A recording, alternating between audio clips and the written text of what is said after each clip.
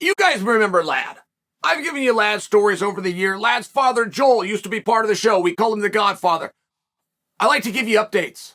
And you might remember the last update I ever gave you is Lad was pegged a hero in our hometown of West Lynn because he was working as a cashier. It was his first day on the job. He had 2 days of training, but now this is the first day. Guy comes in to rob him. Guy says, I have a gun. Give me your money. Lad says, I don't think you have the gun. The guy says, I got a gun. Give me the money. And Lad said, I don't think you have the gun. Not only am I not going to give you the money, what I'm going to do is I'm going to call the police. So the guy runs. Lad grabs his phone and calls the police. Now you have to understand, this is a convenience store. The whole thing is videotaped. So I call the local papers. I tell them what just happened, and they agreed with me. They thought that was a cool thing. They went down, took surveillance, still photos, put it in the paper, interviewed Lad. Cool moment, but I haven't given you an update on him since. Now, Lad has been in a real dust-up lately, and I can relate to it. He got a traffic ticket. Ran a red light is what he's accused of. And he went in and he pled not guilty. So they gave him a trial date, and that was yesterday. Now, I wanted to talk to Lad about this. You won't meet very many people who get a moving violation from a police officer and then beat it in court.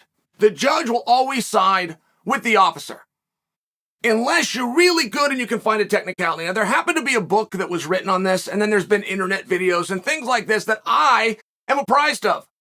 For whatever weird reason, I read the book and I watched those videos, and there's a few things that have to be done. But if you're in Lad's spot, you have to bring it forward.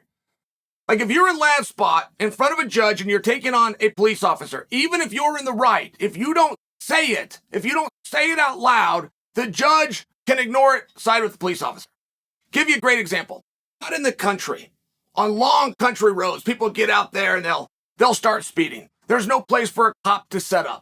So they'll have an airplane. A police officer will be in an airplane and he'll clock people on the road, then he'll call it in.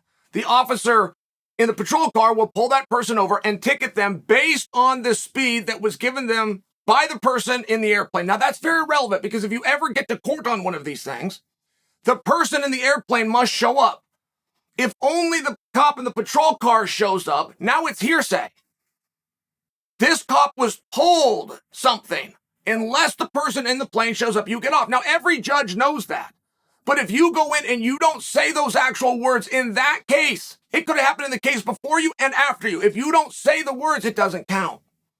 Now, I happen to know something about this. I end up in one of these jams. And my father had made this huge deal. You had better never get a ticket. You would never be getting a ticket. I end up getting a ticket for running a red light. I plead not guilty. I get to court. Now, what I'm banking on is 10% of the time the officer doesn't show up. The officer doesn't show, it's dismissed instantly. I show up, the officer shows up. Well, I've got to watch 3 cases that get tried before mine, and I learned something while observing them. Now, you must understand, I'm 19 years old. I don't know a whole bunch about the system. I was really just banking on the fact that the officer was not going to show up. But in these 3 cases that go before mine, I learn intersection, okay? In my case, I'm going through one light. The officer is at an opposing light. So when his light turns green, he knows that mine has turned red. He knows that. So when I go through it and his light's green, he pulls me over. But we weren't there, and there was no ticket written based on the color of his light. I'm the one that saw my light. I'm the only one that saw my light, and I'm telling you it was green. And I won. But I had to say these words. So Lad's going in, and I just want to bone him up a little bit. And he's got all of his notes. He's prepared. This light was yellow. It wasn't red until the last second. This is what Lad tells me. I said, no, Lad, if you're going to say it's red, whether it was the last second, any second, part of a second, if ever you say it's red, you're saying what he said. The ticket is for running a red light. If you're going to say it was red, there's no point in doing this. Just take your checkbook. And I said, here's what I need to know. Was the officer behind you? Because what that would mean is, Lad, if you ran a red light, the officer's behind you, he would then have to run a red light to pull you over. Now, he could do it. He has the authority. He could turn the lights on. It's not as though that would, but is that what you're telling me? Are you telling me that you ran a red light, he was behind you, so then he ran the same red light to pull you over, or was it an intersection and he was looking at an opposing light using logic to determine the color of his light represented the color of your light. I'm really trying to get this through. And Lad says to me, I said, so Lad, where was the officer? Was he behind you? Were you guys in the same lane looking at the same light?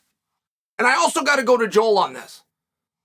Now, Joel tells me it was a different light. Lad tells me it was the same light. So I go back to Joel. How do you not know? How do you not know where the officer was and what light they're talking about? So then I get Joel to switch and say, no, it was this light. But I get Lad to flop and say, no, it was the other light. So I never knew. And I'm just trying to offer some level of assistance. I'm trying to get into this thing, right? Lad's got notes. He's ready. I mean, this is 2 months in the waiting. He's practiced. He's rehearsed. He's ready to go. He's going into court to defend himself. So he gets there, and before they ever take to the trial, the judge sees Lad. He sees the cup, says, why don't you guys go in the hallway, see if you can work this out? Now, I've never heard of such a thing. And they actually went in the hallway, and the officer decided he was going to dismiss. He was going to dismiss the case. I've never heard of that. An officer does not have the authority to dismiss anything. Only a judge does. But the judge let it stick. And the judge said, nope, this whole thing's dismissed. But then the judge went further. And the judge said, Lad, you should be in law school. And that was like a light that went on. Like, why not? Why would Lad not go to school? Lad likes school. He does very well in school. He's pulled 4 points many times. Many different terms and semesters. Why wouldn't he consider law school? And not to mention, even if you have the grades to go to law school and even if you got the money to fund it, you're not guaranteed to get in. A lot of times you need an acceptance letter. A lot of times you need somebody to go and vouch for you. Well, it sounds like Lad now has a sitting judge to vouch for him. So I'm telling Lad, like, this could be really exciting. I mean, this could be very serendipitous, but you should go back to that judge right now, remind him of what he said on the record yesterday, and just ask if he'll write that down. Just a recommendation letter in case you to want to do that someday. And when I'm in the midst of talking about that, I'm quite excited. I'm quite proud that Lad looked up the laws, that he found how he was going to fight this thing, that he stood his ground, that he showed up prepared with notes. I was just proud of him. I thought that was a simple thing. But when the whole thing was over, I still tried to circle back with both he and his father. We're in a three-way call. Just for peace of mind for me. Was the cop in the same lane as you talking about the same light, or was he at a different light? Neither one of them knew.